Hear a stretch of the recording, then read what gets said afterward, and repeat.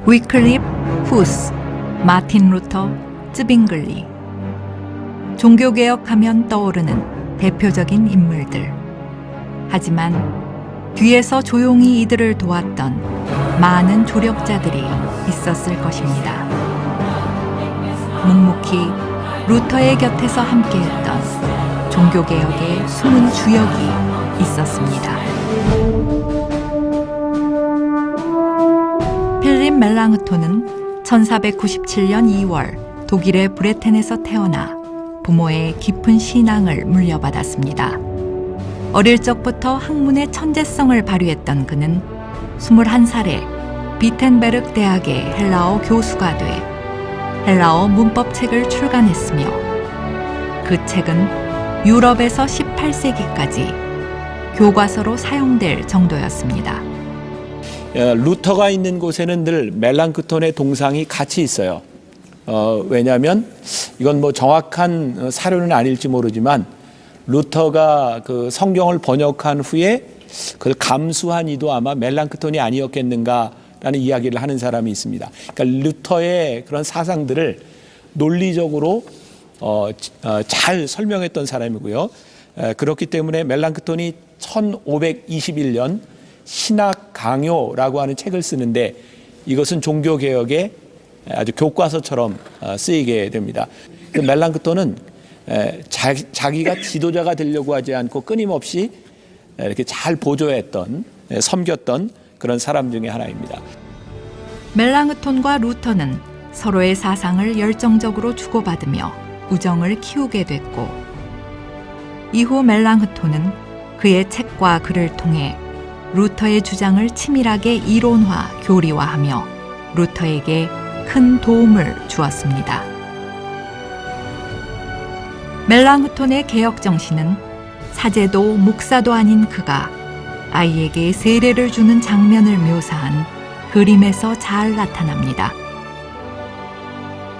몇몇 대학생들을 데리고 빵과 포도주로 성찬식을 인도했다는 일화에서도 알 수 있습니다. 멜랑크톤이 양보할 수 없었던 중요한 것 중에 하나가 이 성만찬 논쟁이기 때문에 오늘 그 이야기를 좀 하려고 하는데, 왜 종교개혁에 있어서 이 성만찬 논쟁이 중요하냐면 소위 화채설이라고 제가 이야기했었죠. 캐톨릭에서는 그 살과 피, 이 떡과 포도주가 예수님의 살과 피로 변한다고 생각을 했기 때문에 이건 아무나 만지지 못하는 거예요.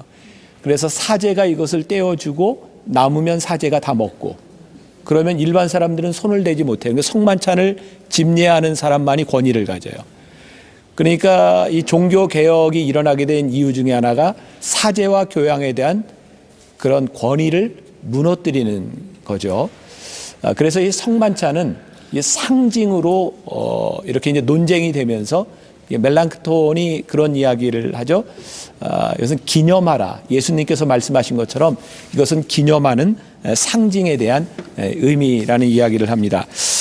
우리가 이 성만찬을 거행하면서 우리들이 생각해야 될 아주 중요한 것이 있는데, 우리가 한 몸에 참여하는 한 형제와 자매라고 하는 이 의식, 이게 성만찬이 우리들이 떡을 뗄 때 가져야 될 굉장히 중요한 의식이고요. 사도 바울이 고린도 교인들에게 또 이런 이야기를 합니다. 그래서 성만찬을 하기 전에는 내가 하나님 앞에 어떤 모습으로 살았는가, 내가 성만찬을 받을 자격이 있는가, 우리들이 한 몸에 참여하고 우리들의 모습을 돌아보는 것, 이것이 성만찬의 굉장히 중요한 의미라고 하는 것, 여러분들이 꼭 기억했으면 좋겠고, 우리가 종교개혁지를 지나면서 우리들이 기억해야 될 것 중에 하나가 이 종교개혁은 성서를 읽을 권리를 우리들에게 주었어요. 그리고 여러분들 한 사람 한 사람이 이제 다 그리스도의 대제사장이 되었어요. 그러니까 제가 여기에서 여러분들에게 설명을 하고 이렇게 목사로 서 있지만 저는 여러분들을 돕는 일을 할 뿐이에요. 여러분들이 다 거룩한 나라, 거룩한 족속 제사장이 되었어요.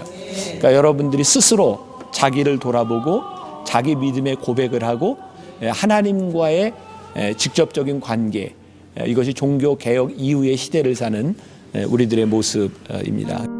오늘 우리에게 주시는 하나님의 말씀은 고린도전서 11장 23절에서 26절 말씀입니다.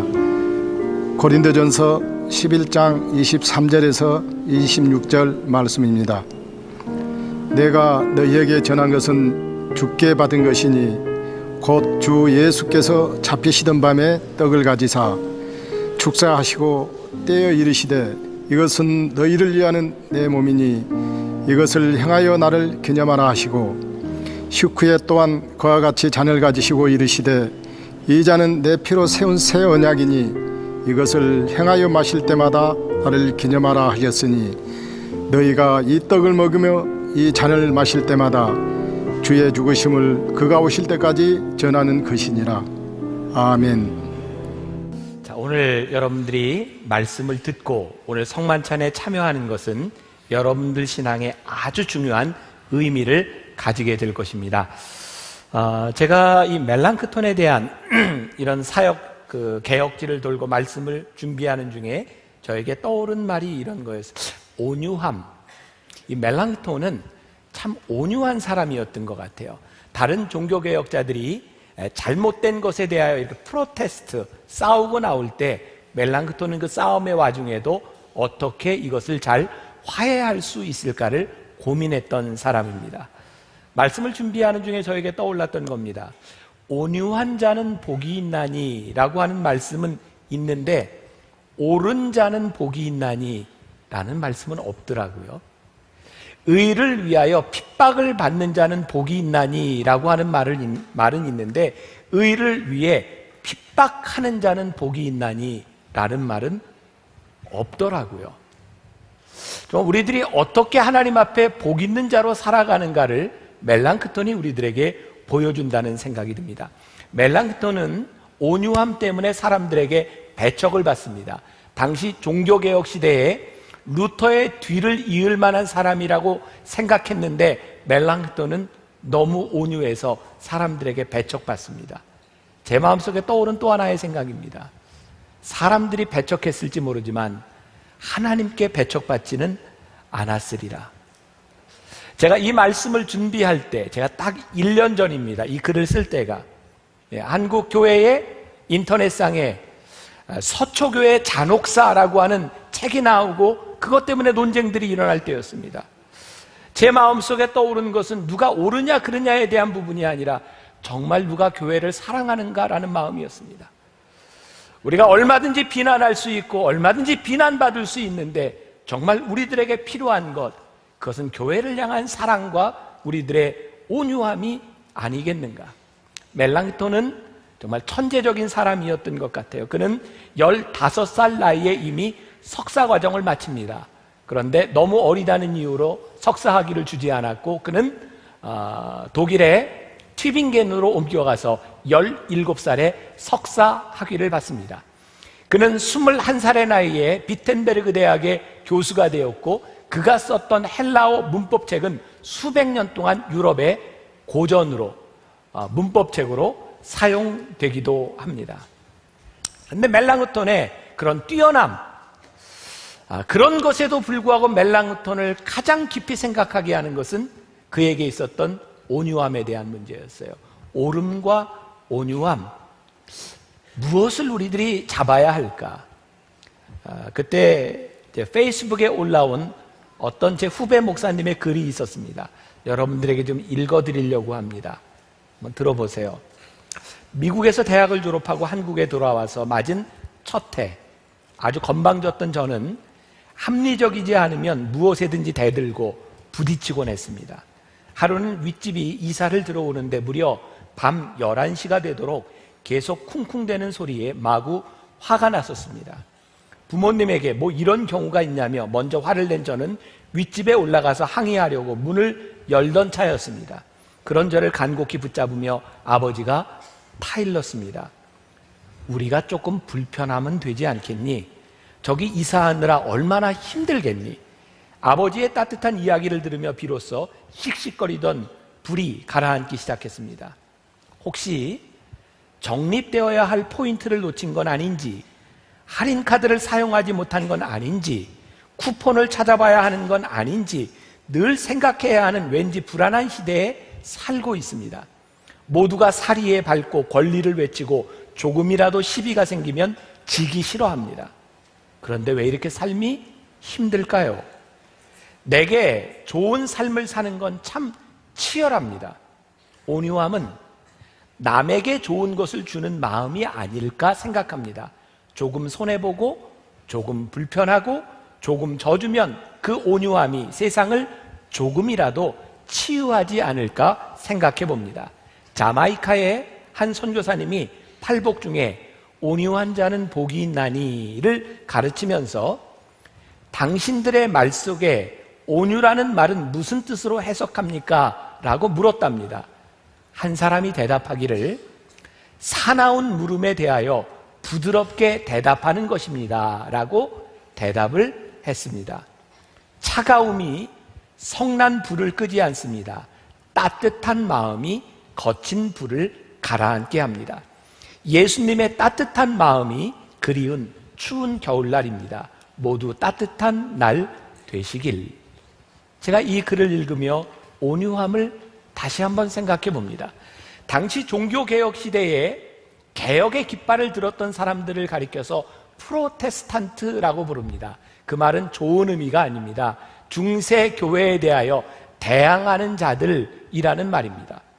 그렇게 싸우고 부시고 무언가를 개혁해야 되는 프로테스탄트의 시대에 멜랑흐톤이 보여줬던 이 온유함은 오늘 우리들에게 도전을 주는 것 같아요. 저도 한국교회가 변해야 된다고 생각합니다. 우리 교회부터 변해야 된다고 생각합니다. 말씀으로 개혁이 일어나야 된다고 생각합니다. 그러나 만일 그 가운데 우리의 온유함이 없다면, 비난의 손가락이 누군가를 향해 우리들이 날카롭게 누군가를 지적만 하고 있다면 정말 하나님이 기뻐하실까라는 생각을 하며 멜랑크톤에 대한 이야기를 열어가 보려고 합니다. 멜랑크톤의 이 개혁에 있어서 제일 중요한 것은 성만찬 논쟁이었습니다. 오늘 여러분들이 이 말씀을 주의 깊게 듣고 오늘 우리들이 성만찬 의식을 거행하게 될 것입니다. 종교개혁 시대에 왜 이 성만찬 논쟁이 중요한 이슈가 되었는가? 자, 여러분들이 잘 기억하셔야 합니다.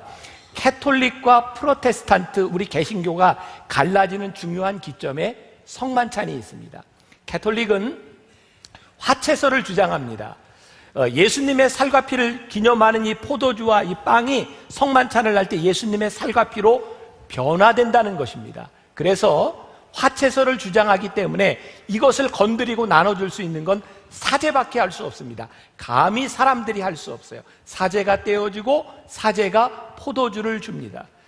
그래서 빵과 포도주가 남으면 함부로 버리거나 다른 사람들이 먹지 못합니다. 이건 사제가 처리해야 합니다.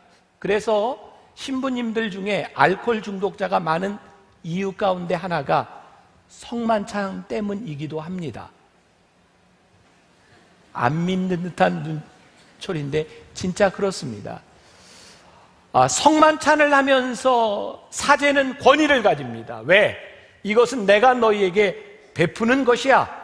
그래서 종교개혁자들이 이 성만찬에 대하여 프로테스트한 이유는 사제의 권위가 아니라 성경으로 돌아가자는 겁니다. 오늘 우리가 읽은 본문 말씀에 분명하게 나와 있는 것이 무엇이냐면 성만찬을 하는 이유가 무엇인가? 예수님이 명령하신 것처럼 이 성만찬을 통해 나를 기념하라는 겁니다. 예수님을 기념하는 이 성만찬은 그리스도인의 아이덴티티를 분명하게 보여줍니다. 여러분, 초대교회 사람들은 모이면 늘 빠짐없이 성만찬을 거행했습니다. 성만찬을 거행하는 걸 보면 이 사람이 그리스도인이구나 라고 인정합니다. 이 성만찬 때문에 그리스도인들은 순환과 박해를 당합니다. 왜냐하면 이상한 소문이 번져나기 시작했어요. 성만찬 할 때 뭐를 이야기합니까? 이것은 나의 살이니 이것을 먹을 때 나를 기념하라. 이것은 나의 피니. 그래서 초대교회의 그리스도인들은 식인종이었다라고 하는 오해 때문에 박해받았다는 문헌이 존재합니다. 심지어는 기독교인들은 예배를 드릴 때 어린아이를 잡아 죽여서 그것을 먹는다는 소문이 날 정도였습니다. 그럼에도 불구하고 그들이 이 성만찬을 포기할 수 없었던 이유는 무엇이냐면 이 성만찬을 통해 나를 위해 죽으시고 피를 흘리신 예수님을 기념하는 것보다 우리 신앙의 핵심적인 진리가 없었기 때문입니다. 기념하라. 오늘 멜랑크톤은 이 성만찬에 대하여 몇 가지 중요한 것을 이야기합니다. 첫 번째, 이 성만찬에서 무엇이 어떻게 시행되어야 하는가. 오늘 길어서 다 읽지 못했지만 고린도전서 11장 21절과 22절 말씀에 제가 읽어드릴게요. 이는 먹을 때에 각각 자기의 만찬을 먼저 갖다 먹으므로 어떤 사람은 시장하고 어떤 사람은 취함이라. 너희가 먹고 마실 집이 없느냐? 너희가 하나님의 교회를 업신여기고 빈궁한 자들을 부끄럽게 하느냐? 내가 너희에게 무슨 말을 하랴? 너희를 칭찬하랴? 이것으로 칭찬하지 않노라.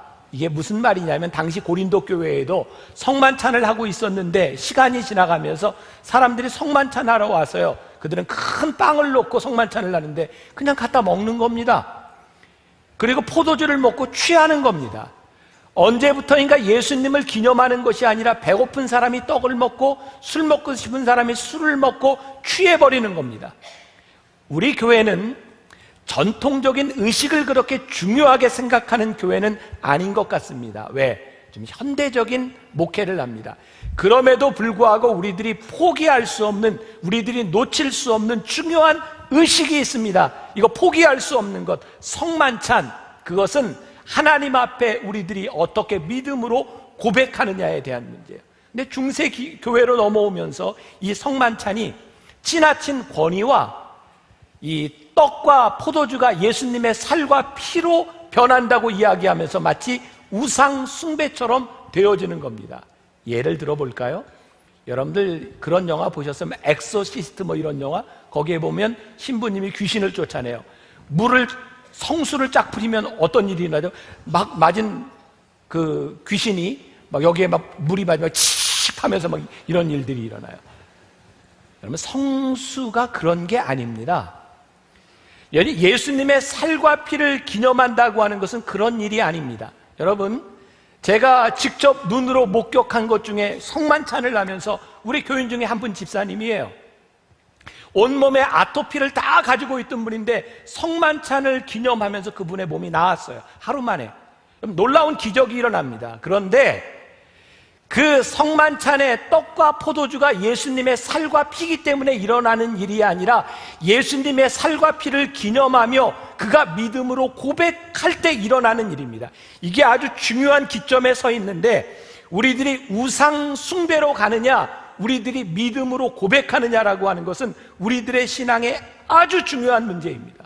여러분들, 이스라엘 백성이 출애굽해서 광야를 헤맬 때 그들에게 늘 마음에 그들이 원하는 것은 하나님의 형상을 보고 싶다는 거였어요.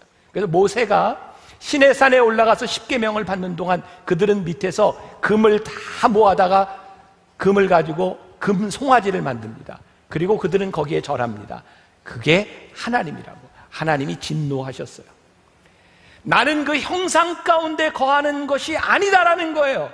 하나님은 지금 우리의 마음 가운데 이곳에 임재하셔서 우리가 어디에 가든지 함께 하시는 분이지 그런 형상 가운데 우상 숭배로 거하시는 분이 아니라고 하는 것을 명백하게 말씀하셨어요. 성만찬은 이것이 예수님의 살과 피로 변해서 우리들이 이것을 어쩔 수 없는 권위가 있는 것이 아니라 이 성만찬을 통해 우리를 위해 피 흘리시고 우리를 위해 죽으신 주님을 우리들이 기념하는 거예요. 제가 예를 들어볼까요? 저희 아버님이 돌아가시고 저에게 남겨주신 유품, 제가 딱 한 가지를 가지고 있습니다. 제가 늘 차고 있는 이 시계입니다. 한 가지만 남겨주신 것은요, 다른 게 다 쓸만한 게 없었어요. 이거 하나, 오메가 시계. 벌써 10년째 제가 우리 아버님 유품으로 가지고 있어요. 저는 이 시계를 볼 때마다 아버지를 생각해요. 아버지가 저에게 남겨주신, 아버지를 생각할 수 있는 시계예요. 이 시계가 아버지는 아니에요. 저희 아버님이 저에게 남겨주신 유일한 유산이 있어요. 저희 아버님이 예전에 월남에 군종장교로, 군종목사로 이렇게 파월 갔다가 오시면서 받았던 그 퇴직금을 가지고 원주에 땅을 사셨어요. 근데 속아서 사셨어요. 몇십 년이 지났는데 땅값이 오르지를 않아요. 8,000평. 아무리 팔려고 해도 팔리지 않고 그렇게 저한테 남겨주고 돌아가셨어요. 근데 어느 날 연락이 왔어요. 목장을 하는 사람이 그 땅을 사겠노라고. 제가 정확히 기억이 나지 않지만 한 1억 5천 얼마쯤 가지고 제가 팔았던 것 같아요. 제가 아버님을 생각하며 나에게 남겨주신 이 유산을 가지고 무엇을 할까? 그때 창립 30주년을 맞이할 때 1억 5천만 원을 다 가지고 십자가를 샀어요. 그리고 우리 교회 교인들 가정마다 그 십자가를 나눠줬어요. 이 교회를 개척하신 아버님 유일하게 남겨주신 그 유산을 가지고 십자가를 가정해 놓고 그것을 기억했으면 좋겠다. 저는 상징이라고 하는 것은 그런 것이라고 생각해요. 그것이 아버님은 아니지만 그 믿음을 생각할 수 있도록 하는 것. 예수님께서 왜 우리들에게 나를 기념하라고 말씀하셨을까? 그것은 이 성만찬을 통해 너희들이 이 성만찬을 할 때마다 내가 너희를 위해 찢긴 이 몸을 기억해라. 내가 너희를 위해 흘린 내 피를 기억해라. 내가 너희를 얼마나 사랑하는지 너희들이 나의 사랑을 기억해라. 그래서 성만찬 할 때 우리가 부르는 찬양 중에 하나가 사랑합니다 나의 예수님, 사랑합니다 아주 많이요, 사랑합니다 나의 예수님, 사랑합니다 그것뿐이에요. 사랑한다 아들아, 내가 너를 잘 아노라. 사랑한다 내 딸아, 내게 축복 더하노라. 성만찬을 하면 주님의 사랑이 느껴지는 거예요.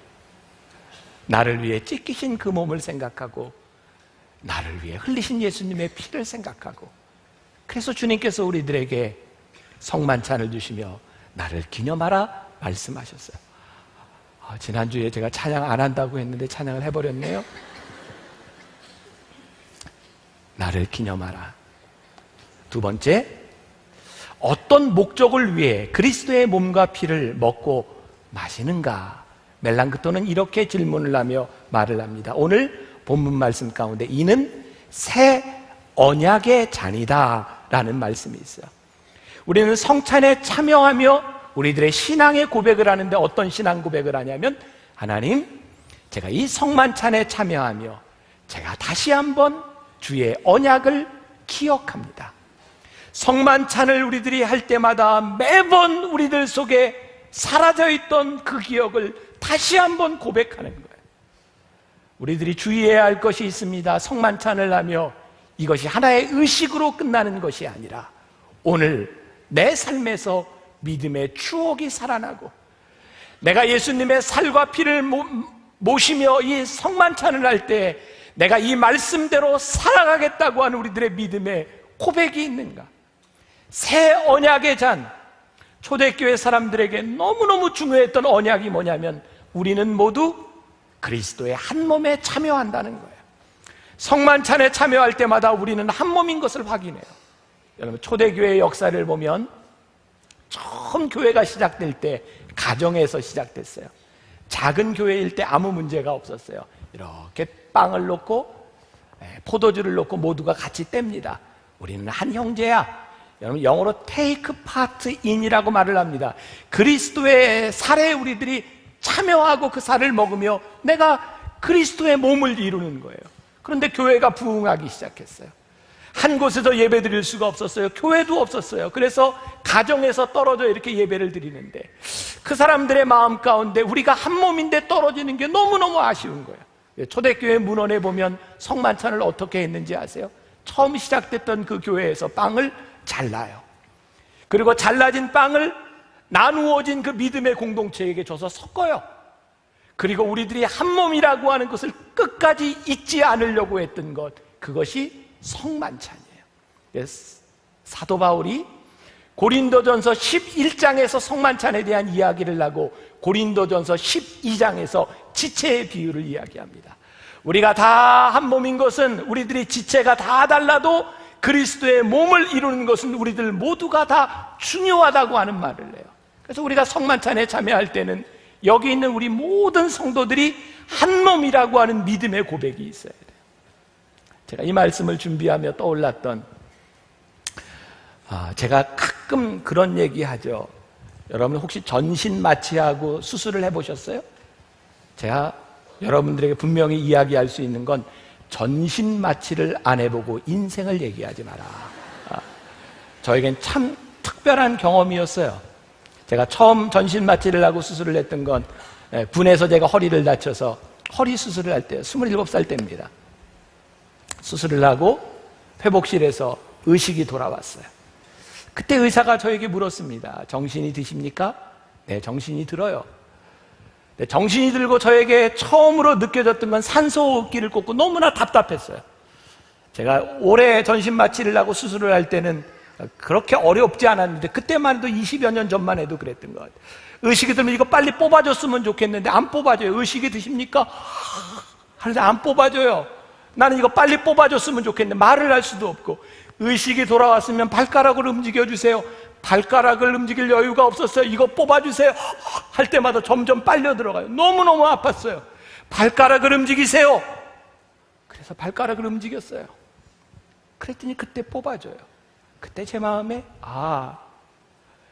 내가 살아있다는 것을 증명할 수 있는 게 이 발가락 하나일 수 있겠구나. 내가 그렇게 하찮게 생각하는 내 지체의 일부, 그것이 나를 살아있다고 증명해 주는 것이구나. 우리는 종종 우리들에게 누가 중요하다고 생각할지 모르지만, 우리들이 이 언약의 잔에 참여하며 성경은 우리들에게 기억하라는 거예요. 너희가 한 몸이니라. 아픔을 당하고 있는 그 지체가 너희의 한 몸이니라. 고통을 당하고 있는 그 지체가 너희의 한 몸이니라. 너희가 용서하지 못하고 너희가 그렇게 사랑하지 못하는 그 사람이 너의 한 몸이니라. 그래서 그 몸을 생각하며 이 성만찬에 참여할 때 너무너무 힘든 거예요. 한 몸인 내 지체를 사랑하지 못하고 용서하지 못한 것, 그게 너무너무 마음 아픈 거예요. 성만찬은 우리의 언약을 기억하는 그렇게 힘든 믿음의 기억이에요. 세 번째, 누가 이 만찬에 참여할 수 있을까? 오늘 읽은 본문 말씀은 아니지만 고린도전서 11장 28절부터 29절까지 말씀 같이 한번 봉독해 볼까요? 사람이 자기를 살피고 그 후에야 이 떡을 먹고 이 잔을 마실지니, 주의 몸을 분별하지 못하고 먹고 마시는 자는 자기의 죄를 먹고 마시는 것이니라. 중요한 말씀이에요. 사람이 자기를 살피고 그 후에야 이 떡을 먹고 이 잔을 마실 것이니라. 오늘 우리가 이제 성만찬에 참여하게 될 거예요. 성경이 여러분들에게 뭐라고 말씀하세요? 너 자신을 살피고 이 만찬에 참여할지니라. 우리는 누군가에게 손가락질하기 참 쉽습니다. 제가 이 종교개혁 이 말씀을 나누면서 우리는 어떤 교회에 대하여, 중세 교회에 대하여, 한국 교회에 대하여 얼마든지 비난할 수 있습니다. 그런데 오늘 말씀이 우리들에게 주는 도전입니다. 너희들이 이 만찬에 참여하기 위하여 먼저 너희를 돌아보아라. 이것은 의지적인 것입니다. 그냥 되어지는 것이 아니라 이 만찬에 참여하기 위하여 너희들을 먼저 돌아볼지니라. 오늘 주님의 살과 피를 기념하며 우리들이 한 몸인 것을 생각하고 우리의 지체 한 사람 한 사람을 바라보며 나를 먼저 살피고 오늘 우리들이 성만찬에 참여하게 될 터인데, 오늘 여러분들이 믿음으로 기도하고 준비하고 우리 일생에 너무너무 소중한 이 약속을 기억하는 성만찬이 되었으면 좋겠습니다. 여러분, 성만찬을 준비하며 우리 생명의 양식, 우리 찬양을 들으며 여러분들이 마음에 성만찬을 준비할 수 있기를 바랍니다.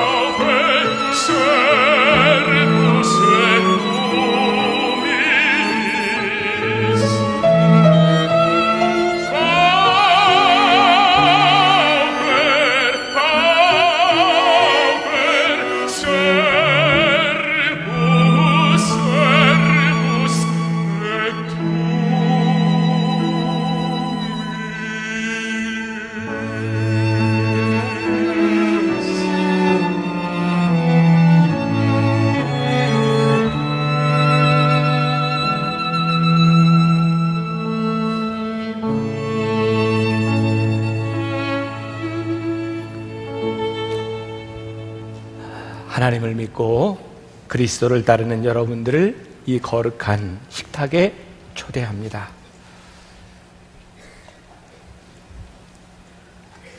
주님께서 제자들과 마지막 밤을 지내실 때 제자들에게 떡을 떼어주시며 말씀하셨습니다. 이것을 먹으라. 이것은 너희를 위해 찢기는 내 몸이니라 말씀하셨습니다. 예수님께서 또 제자들에게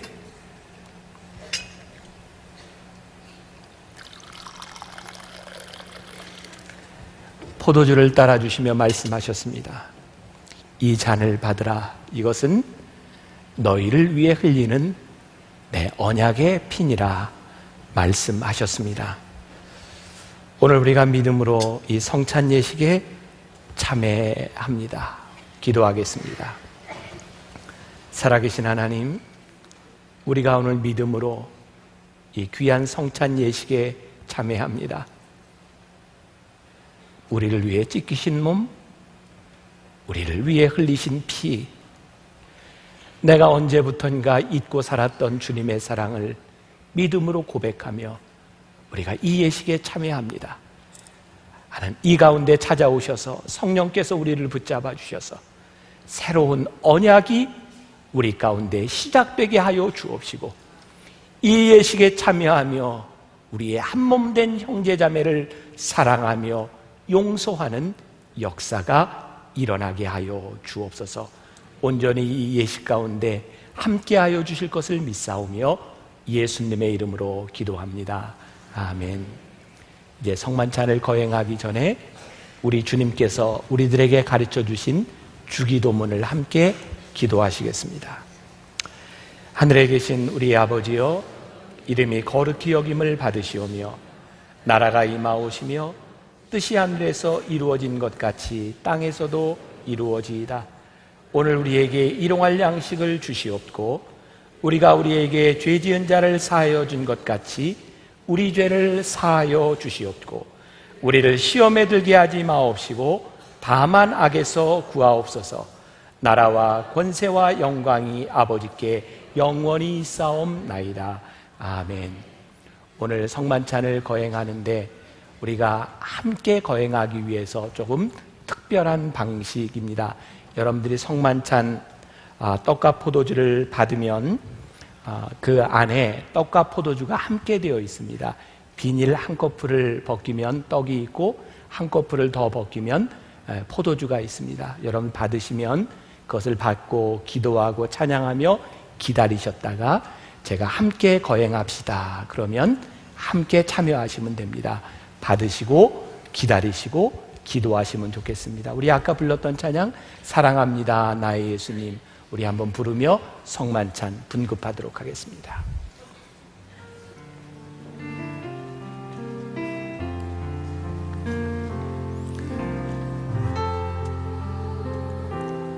나의 예수님 사랑합니다. 아주 많이요 사랑합니다. 나의 예수님 사랑합니다. 그것뿐이에요. 사랑한다 아들아.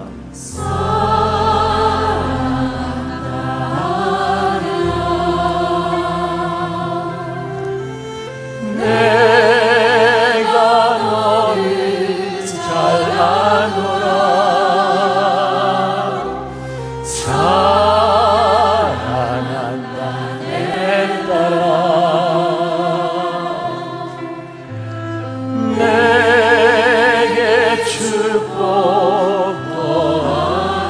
사랑한다 아들아. 사랑한다 아들아. 내가 너를 잘 아노라. 사랑한다 내 딸아.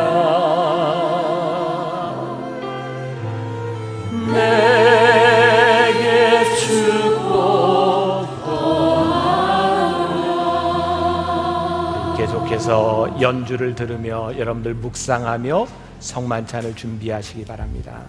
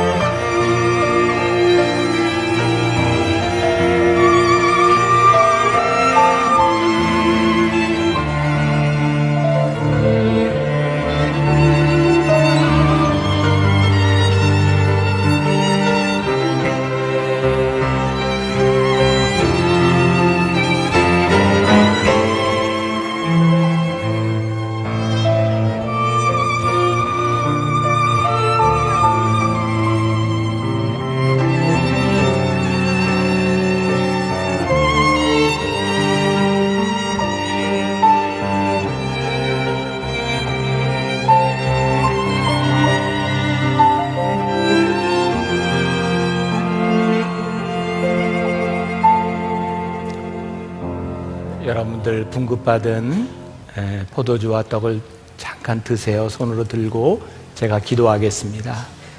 하나님, 오랫동안 잊었던 주님의 사랑입니다. 주님의 살과 피를 기념하며 나를 돌아보고 우리의 한 몸 된 지체들의 아픔을 돌아보고 우리들이 그리스도의 몸에 참여합니다. 오늘 주님을 기념하는 이 시간, 우리의 마음속에 믿음의 고백이 있게 하여 주옵시고 이 고백을 안고 믿음으로 살아가는 귀한 성만찬이 되도록 축복하여 주옵소서. 예수님의 이름으로 기도합니다. 아멘. 먼저 위에 있는 얇은 비닐을 벗기면 떡이 나오고 그 다음에 한 번 더 벗기면 포도주가 나옵니다. 기도하고 성만찬에 참여합시다.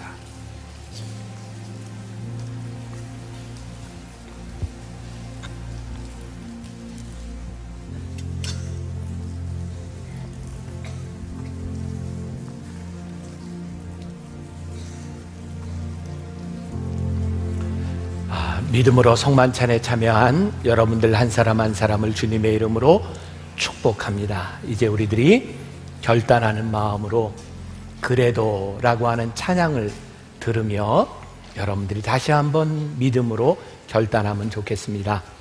우리 찬양을 들으며 기도하시고 찬양을 들으며 우리 봉헌하도록 하겠습니다.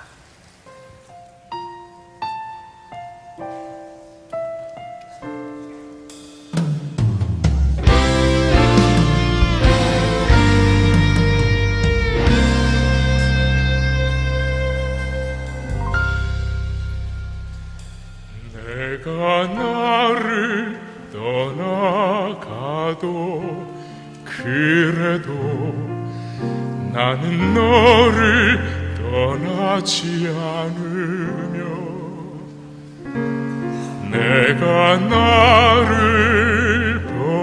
버려도 그래도 나는 너를 버리지 아니하리라. 내가 나를 떠나가도 그래도 나는 너를 떠나지 않으며 내가 나를 버려도 그래도 나는 너를 버리지 아니하리라. 내가 나를 사랑하지 않아도 그래도 나는